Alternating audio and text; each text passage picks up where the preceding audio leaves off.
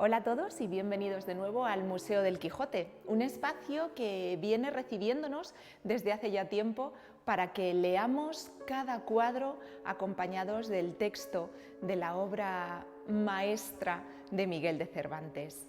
Y el programa que vamos a hacer hoy está totalmente dirigido a lo que se conmemora el 25 de noviembre, el Día Internacional de la Eliminación de la Violencia contra la Mujer. ¿También el Quijote habla de esto? Pues también, y es que ¿de qué nos sorprendemos? Cervantes fue en todo un genio y un hombre, una mente adelantada a su tiempo, que fue capaz de crear distintos personajes, distintas situaciones, donde también se habla de la violencia que puede experimentar una mujer, pero sobre todo de cómo muchas mujeres inteligentes, valientes, independientes, ya en la mente de un escritor del siglo XVII, logran alzar su voz, exigir sus derechos y luchar por la dignidad que una mujer, como cualquier otro ser humano, merece y es inherente a su naturaleza.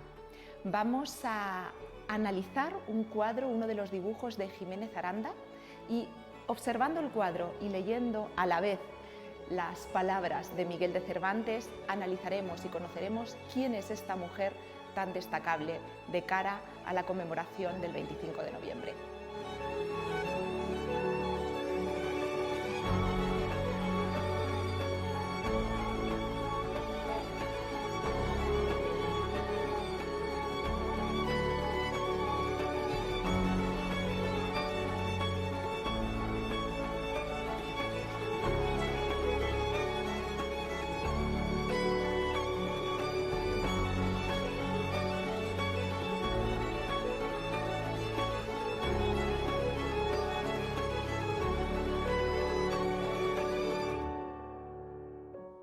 Nos situamos ahora mismo junto al dibujo de Jiménez Aranda que queremos analizar, queremos observar y queremos leer juntos. Y en este caso se trata de una imagen un poco delicada, porque la situación que está retratando también lo es. Una situación que, si la analizamos, podemos extrañarnos del hecho de que en la época en la que fue escrita esta obra y en siglos posteriores no despertase los recelos de la censura por las connotaciones que están inherentes a esta escena que nos describe Cervantes. Y es que analizando el cuadro y leyendo las palabras de Cervantes, lo que observamos es la imagen de un muchacho que, creyéndose solo en la mitad del bosque, en la espesura de la naturaleza, comienza a desnudarse, a quitarse la ropa para lavarse los pies en un arroyo. Mientras tanto, escondidos detrás de unas peñas, tres hombres adultos que nosotros conocemos. Se trata del barbero, el cura y Cardenio, tres de los personajes secundarios del Quijote que aprovechan esta escena, se esconden para mirar, para poder observar a este mozo, a este muchacho, mientras va desnudándose. Como digo, esto podría haber despertado de alguna forma los recelos de una censura que no viese con buenos ojos el hecho de que se estuviese retratando aquí una escena como esta. Tres hombres adultos que espían, que observan a escondidas con la intención de no ser descubiertos cómo un mozo va desnudándose. Sí, bien es cierto que el lector descubre apenas unas líneas más adelante que este mozo que vemos aquí es en realidad una mujer, una doncella, Dorotea, y que tiene una historia muy triste, pero también muy asertiva, que tiene mucho que ver con la conmemoración del 25N. Vamos a leer lo que Cervantes nos describe. Todas estas razones oyeron y percibieron el cura y los que con él estaban, y por parecerles como era, que allí junto las decían, se levantaron a buscar el dueño, y no hubieron andado 20 pasos cuando detrás de un peñasco vieron sentado al pie de un fresno a un mozo vestido como labrador, al cual, por tener inclinado el rostro a causa de que se lavaba los pies en el arroyo que por allí corría, no se le pudieron ver por entonces, y ellos llegaron con tanto silencio que de él no fueron sentidos, ni él estaba a otra cosa atento que a lavarse los pies, que eran tales que no parecían sino dos pedazos de blanco cristal que entre las otras piedras del arroyo se habían nacido. Suspendióles la blancura y belleza de los pies, pareciéndoles que no estaban hechos a pisar terrones ni a andar tras el arado y los bueyes, como mostraba el hábito de su dueño. Y así, viendo que no habían sido sentidos, el cura que iba delante hizo señas a los otros de que se agazapasen o escondiesen detrás de unos peñascos de peña que allí había. Y así lo hicieron todos, mirando con atención lo que el mozo hacía, el cual traía puesto un capotillo pardo de 2 haldas, muy ceñido al cuerpo, con una toalla blanca. Traía ansímismo unos calzones y polainas de paño pardo y en la cabeza una montera parda. Tenía las polainas levantadas hasta la mitad de la pierna, que sin duda alguna de blanco alabastro parecía. Acabóse de lavar los hermosos pies y luego, con un paño de tocar que sacó debajo de la montera, se los limpió y al querer quitársele alzó el rostro y tuvieron lugar los que mirándole estaban de ver una hermosura incomparable.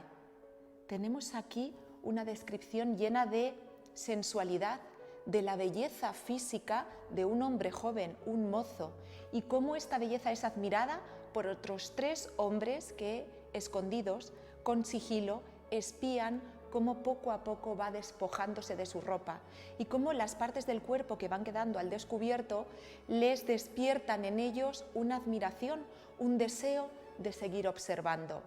Es ahora cuando Cervantes deshace este malentendido y nos deja ver que este mozo y esta belleza es en realidad la belleza de una mujer. El mozo se quitó la montera, nos dice Cervantes, y sacudiendo la cabeza a una y otra parte, se comenzaron a descoger y desparcir unos cabellos que pudieran los del sol tenerles envidia. Con esto conocieron que el que parecía labrador era mujer y delicada, y aún la más hermosa que hasta entonces los ojos de los 2 habían visto. Los luengos y rubios cabellos no solo le cubrieron las espaldas, mas toda en torno la escondieron debajo de ellos, que si no eran los pies, ninguna otra de su cuerpo se parecía, tales y tantos eran. En esto les sirvió de peine unas manos, que si los pies en el agua habían parecido pedazos de cristal, las manos en los cabellos semejaban pedazos de apretada nieve, todo lo cual, en más admiración y en más deseo de saber quién era, ponía a los 3 que la miraban. Pues bien, una vez revelada la identidad de esta mujer, una mujer bellísima, mientras va lavándose los pies y al quitarse la montera, el sombrero, se desparcen, qué forma tan hermosa, dice Cervantes, esos cabellos, es cuando estos 3 hombres salen de su escondite. Y ella, nada más verlos, lo que hace es recoger rápidamente todas sus pertenencias con intención de salir huyendo. Poco a poco descubriremos el porqué de este miedo, de este temor absoluto, de la que después se presentará como Dorotea. Está sola, por alguna razón que aún desconocemos, viaja travestida, disfrazada de hombre, y al descubrir que 3 hombres la observan y se acercan a ella, huye despavorida. Aquí ya tenemos este primero matiz del miedo que ha de sentir una mujer en una circunstancia como esta, estando sola, en mitad de la naturaleza, desamparada y que 3 hombres se le acerquen. Está latente aquí el posible peligro, la posible amenaza de una agresión. En el caso de Dorotea descubriremos por sus propias palabras que no solo está latente, sino que es vivida y recordada. A lo largo de la historia que nos va a contar esta desdichada muchacha, veremos que hasta en 2 ocasiones sufre un intento de agresión por 2 personas que se supone que tendrían que ayudarla. 2 hombres que ya han intentado atacarla, por eso este miedo absoluto que tiene, por eso que ella se vea obligada a viajar como una mujer sola disfrazada de varón. Veamos cómo continúa la historia de esta curiosa mujer que se traviste por alguna razón. Determinaron de mostrarse los 3 hombres y al movimiento que hicieron de ponerse en pie, la hermosa moza alzó la cabeza y apartándose los cabellos de delante de los ojos con entrambas manos, miró los que el ruido hacían y apenas los hubo visto cuando se levantó en pie y sin aguardar a calzarse ni a recoger los cabellos, asió con mucha presteza un bulto como de ropa que junto a sí tenía y quiso ponerse en huida, llena de turbación y sobresalto. Mas no hubo dado 6 pasos cuando, no pudiendo sufrir los delicados pies la aspereza de las piedras, dio consigo en el suelo. Lo cual, visto por los 3, salieron tras ella, y el cura fue el primero que dijo: «Deteneos, señora, quien quiera que seáis, que los que aquí veis solo tienen intención de serviros. No hay para qué os pongáis en tan impertinente huida, porque ni vuestros pies lo podrán sufrir, ni nosotros consentir». A todo esto ella no respondió palabra, atónita y confusa. Esta es la turbación que experimenta Dorotea, este es el miedo que siente porque ya ha vivido circunstancias en las que desgraciadamente ha tenido que sufrir un intento de agresión, un intento de ataque por parte de diversos hombres.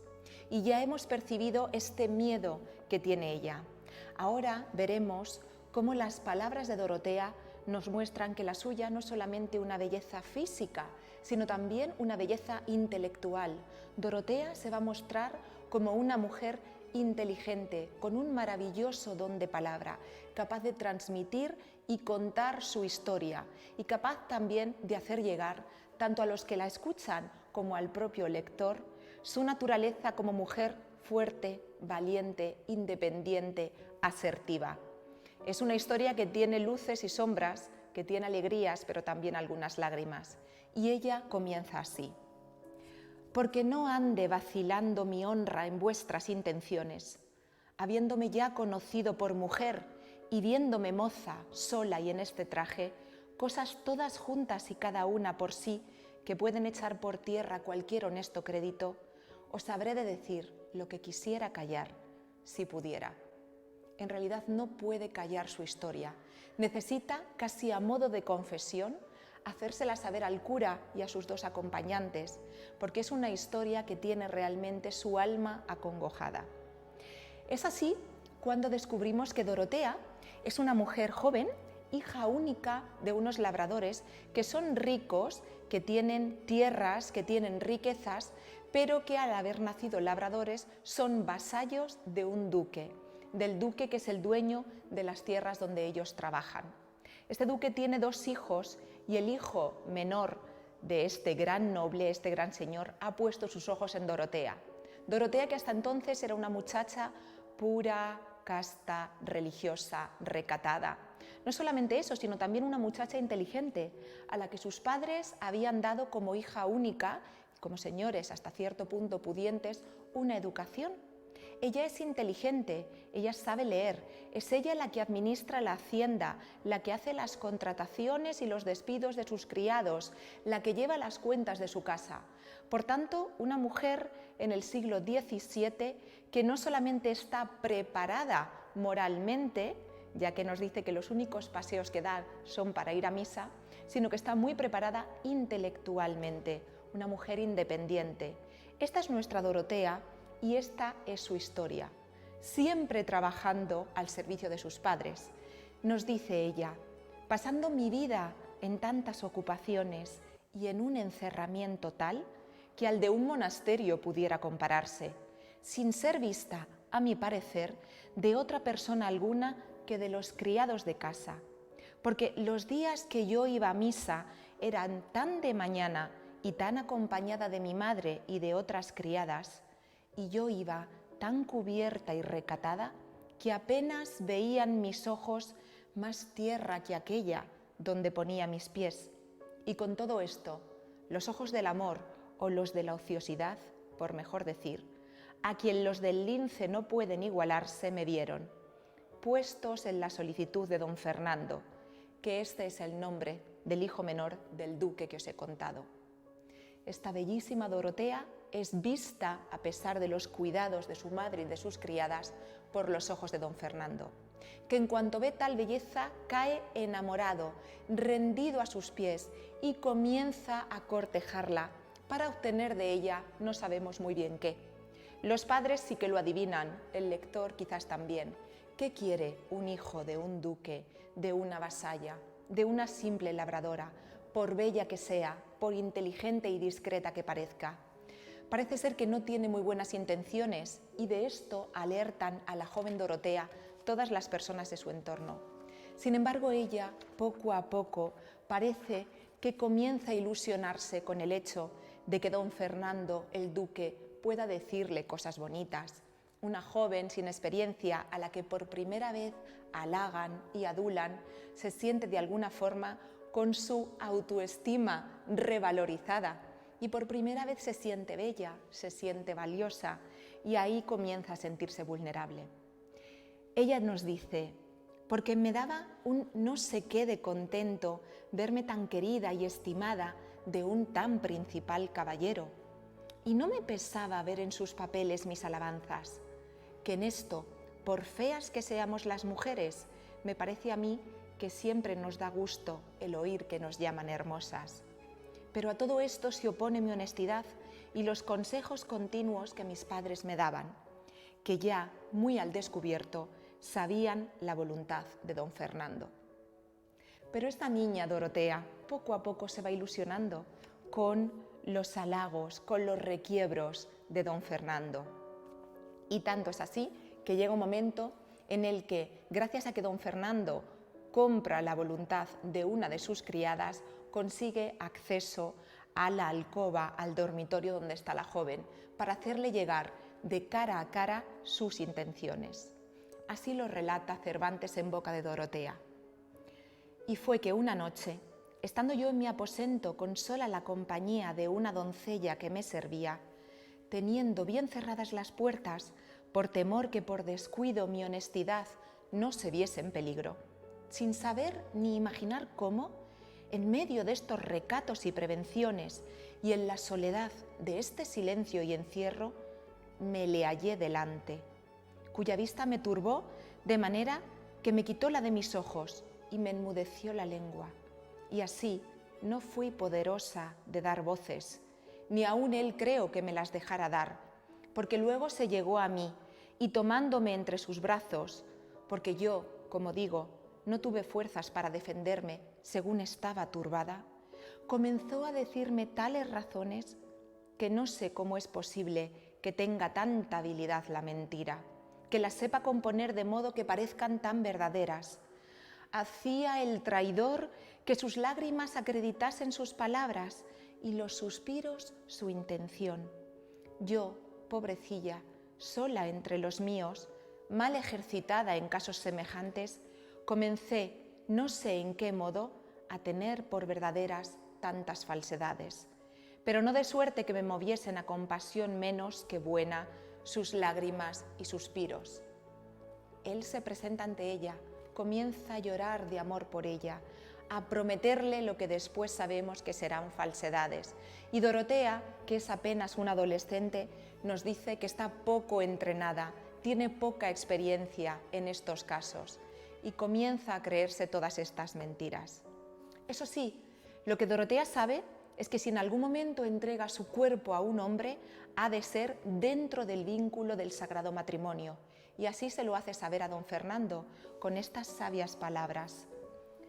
Si tú tienes ceñido mi cuerpo con tus brazos, yo tengo atada mi alma con mis buenos deseos, que son tan diferentes de los tuyos como lo verás, si con hacerme fuerza quisieres pasar adelante por ellos. Tu vasalla soy, pero no tu esclava. Ni tiene ni debe tener imperio la nobleza de tu sangre para deshonrar y tener en poco la humildad de la mía. Y en tanto me estimo yo, villana y labradora, como tú, señor y caballero. Conmigo no han de ser de ningún efecto tus fuerzas, ni han de tener valor tus riquezas, ni tus palabras han de poder engañarme, ni tus suspiros y lágrimas enternecerme. No, todo esto he dicho porque no es de pensar que de mí alcance cosa alguna el que no fuere mi legítimo esposo.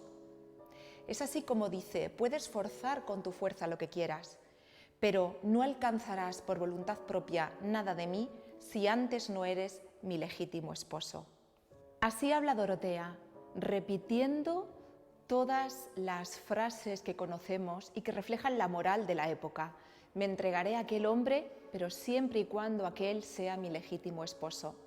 Aquí es donde don Fernando ve la puerta abierta para atacar y dice lo siguiente: «Si no reparas más que en eso, bellísima Dorotea», dijo el desleal caballero, «ves aquí, te doy la mano de ser lo tuyo, y sean testigos de esta verdad los cielos, a quien ninguna cosa se esconde, y esta imagen de Nuestra Señora que aquí tienes». Tomando don Fernando una imagen que en aquel aposento estaba, la puso por testigo de nuestro desposorio. Con palabras eficacísimas y juramentos extraordinarios, me dio la palabra de ser mi marido. Llamé a mi criada para que en la tierra acompañase a los testigos del cielo. Tornó don Fernando a reiterar y confirmar sus juramentos. Añadió a los primeros nuevos santos por testigos. Echóse 1000 futuras maldiciones si no cumpliese lo que me prometía. Volvió a humedecer sus ojos y a acrecentar sus suspiros. Apretóme más entre sus brazos, de los cuales jamás me había dejado. Y con esto, y con volverse a salir del aposento mi doncella, yo dejé de serlo, y él acabó de ser traidor y fementido. Este es el momento en el que Cervantes, con estas preciosas palabras, nos indica que Dorotea finalmente se entrega su cuerpo, su alma, su amor a don Fernando, porque tiene la seguridad de 3 cosas imprescindibles. Primero, la palabra de matrimonio de don Fernando. Segundo, el testigo del cielo, la imagen de la Virgen María. Y tercero, un testigo en la tierra, que ella, Dorotea, hábilmente consigue llamando a una criada, a su doncella. Y aquí hacemos un pequeño inciso para reflexionar sobre una institución que existía en la época de Cervantes y que Cervantes, por condiciones y circunstancias familiares, conocía muy bien, y era el matrimonio de palabra. Y es que parece ser que en pleno siglo de oro, cuando un hombre daba promesa de matrimonio, palabra de casarse a una mujer, y además lo hacía con alguna especie de testigo del cielo ante una imagen de Cristo crucificado, de la Virgen María, en una iglesia, en un templo religioso, y con un testigo en la tierra, ese vínculo tenía cierta validez, y tenía cierta validez incluso jurídica, incluso oficial, porque se había dado palabra de matrimonio, porque había un testigo celestial y porque había también un testigo físico en la tierra. Y esto es lo que de alguna forma reúne por un lado don Fernando y por otro lado Dorotea. ¿Por qué Cervantes conoce tan bien esta cuestión? Pues porque era bien sabido que las Cervantas, como así se llamaban en la época, las mujeres de la familia de Cervantes, su tía, probablemente su madre, seguro sus hermanas, alguna sobrina y alguna hija, en numerosas ocasiones se vieron en esta situación. Habían sido amantes, queridas, no esposas legítimas, pero sí compañeras de vida y de lecho de grandes hombres, de hombres que pertenecían a la nobleza o a un estatus más alto que estas Cervantas, a las que habían dado promesa de matrimonio, incluso en algún caso con las que habían tenido hijos. Cuando esta promesa de matrimonio no se había llevado a cabo, cuando no habían cumplido con sus palabras, las Cervantas, las mujeres de la familia de Cervantes, que también eran extraordinarias en su época porque tenían estudios, porque sabían leer y escribir, porque conocían las leyes, los llevaron ante la justicia, denunciaron los casos y en muchos casos obtuvieron compensaciones económicas porque estos señores habían faltado a la palabra de matrimonio. En una situación parecida, muchas mujeres de la época se habrían sentido deshonradas, desesperadas, recluidas en un convento, alejadas de la sociedad, con su honra, su virtud, el honor de su familia mancillado. Pero no fue así en el caso de las mujeres poderosas, independientes y asertivas que rodearon a Miguel de Cervantes toda su vida. Buen conocedor de esta realidad, Cervantes nos regala en el Quijote personajes femeninos que actúan de igual manera, si no llevando ante la justicia a aquellos hombres que faltaban a la promesa de matrimonio, sí reclamándoles sus obligaciones, sus derechos y sus promesas incumplidas. Porque, como podemos imaginar, la historia de Dorotea continúa así. El día que sucedió, a la noche de mi desgracia, se venía aún no tan apriesa como yo pienso que don Fernando deseaba, porque después de cumplido aquello que el apetito pide, el mayor gusto que puede venir es apartarse de donde le alcanzaron. Digo esto porque don Fernando dio priesa por partirse de mí, y por industria de mi doncella, que era la misma que allí le había traído, antes que amaneciese se vio en la calle. En efecto, él se fue, y yo quedé, ni sé si triste o alegre, esto sé bien decir, que quedé confusa y pensativa, y casi fuera de mí, con el nuevo acaecimiento. No solamente tenemos a este don Fernando que huye después de haber consumado su noche de amor con su querida, más que querida quizás deseada, Dorotea, sino que ella se queda confusa. ¿Qué ha pasado? He entregado mi cuerpo bajo promesa de matrimonio. ¿Qué va a ocurrir ahora? Como podemos imaginar, él desaparece y aunque ella lo busca por el pueblo días y días, no da con él. Comienza de alguna forma a desesperarse la pobre Dorotea. Y más aún cuando, según nos cuenta, llegó esta triste nueva a mis oídos.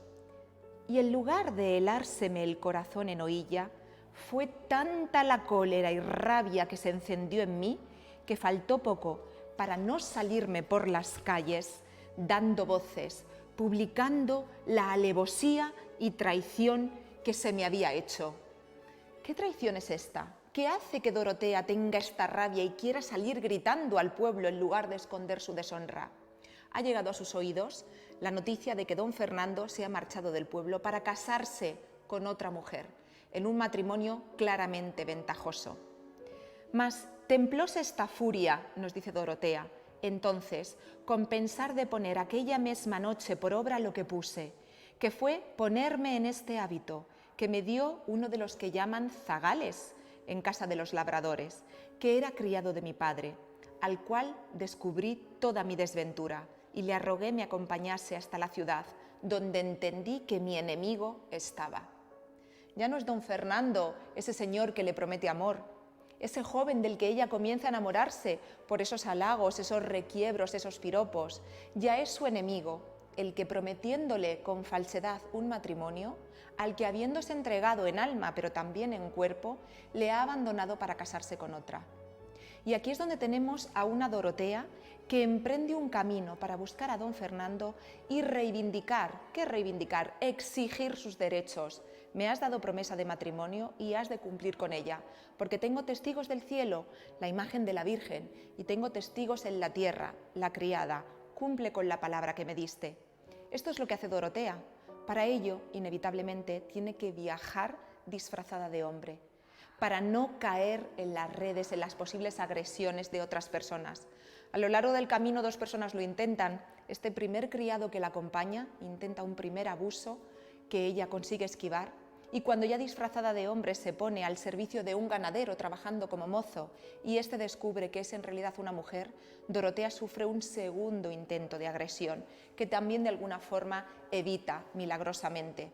También gracias a que es una mujer, como sabemos, con recursos, independiente, inteligente, que sabe y conoce las intenciones de los hombres que se acercan a su belleza. Es así como por fin encuentra a don Fernando, a punto de casarse con esta otra mujer, y le habla claramente diciendo lo siguiente: yo soy aquella labradora humilde a quien tú, por tu bondad o por tu gusto, quisiste levantar a la alteza de poder llamarse tuya. Soy la que, encerrada en los límites de la honestidad, vivió vida contenta hasta que a las voces de tus importunidades y al parecer justos y amorosos sentimientos, abrió las puertas de su recato y te entregó las llaves de su libertad. Dádiva de ti, tan mal agradecida, cual lo muestra bien claro haber sido forzoso hallarme en el lugar donde me hallas y verte yo a ti de la manera en que te veo. Pero con todo esto no querría que cayese en tu imaginación pensar que he venido aquí con pasos de mi deshonra, habiéndome traído solo los del dolor y el sentimiento de verme de ti olvidada. Tú quisiste que yo fuese tuya y quisístelo de manera que aunque ahora quieras que no lo sea, no será posible que tú dejes de ser mío. En fin, Señor, lo que últimamente te digo es que quieras o no quieras, yo soy tu esposa. Testigos son tus palabras, que no han ni deben ser mentirosas. Si ya es que te precias de aquello porque me desprecias. Testigo será la firma que hiciste, y testigo el cielo, a quien tú llamaste por testigo de lo que me prometías. Y cuando todo esto falte, tu misma conciencia no ha de faltar, de dar voces callando en mitad de tus alegrías, volviendo por esta verdad que te he dicho, y turbando tus mejores gustos y contentos. Es decir, Dorotea se planta como mujer asertiva, que conoce sus derechos y dice, lo quieras o no lo quieras, soy tu esposa. Pusiste de testigo al cielo, tenemos de testigo a mi criada. Y no importa qué hagas en la vida, si todo esto no te sirve, tu conciencia jamás dejará de darte voces gritando una verdad tan grande como esta. Me prometiste matrimonio, así me entregué a ti, eres mi esposo, cumple con tu palabra. Esta peculiar historia de amor termina con don Fernando, derrotado ante la riqueza de la oratoria, de la dialéctica, ante las razones de peso de la poderosa, empoderada, diríamos hoy en día, Dorotea. Esta mujer que se ha servido, mejor dicho, de distintos caminos para lograr su objetivo, que ha podido alcanzarlo gracias a que por su inteligencia ha evitado situaciones muy peligrosas de riesgo, de agresión, de violencia, y que se para con esa fuerza, con ese poder, con esa asertividad para exigir lo que en virtud y en justicia le corresponde. Ante este poderío, don Fernando no tiene más que decir que su famosa frase: venciste, hermosa Dorotea, venciste, porque no es posible tener ánimo para negar tantas verdades juntas. Pues bien, despedimos ya desde aquí este quinto programa, nuestra quinta edición en la que leemos juntos el Museo del Quijote. En este caso centrándonos en este personaje secundario lleno de fuerza, lleno de conocimiento sobre su realidad, sobre lo que necesita, lo que la justicia ampara y lo que puede exigir. Es Dorotea, que es capaz de sortear todos los peligros, de sobreponerse a intentos de agresiones, de conseguir que más allá de la violencia o más allá del abuso, su voz se escuche alta y clara, como debe escucharse la voz de todas las mujeres que reivindiquen cuál es su dignidad como seres humanos en un día como el 25 de noviembre. Y les emplazamos a que si siguen disfrutando con nosotros del maravilloso texto de Cervantes, que como decimos ya fue un genio y un hombre adelantado a su época en el siglo de oro, vuelvan una vez más en el siguiente capítulo en el que continuaremos leyendo juntos el Museo del Quijote.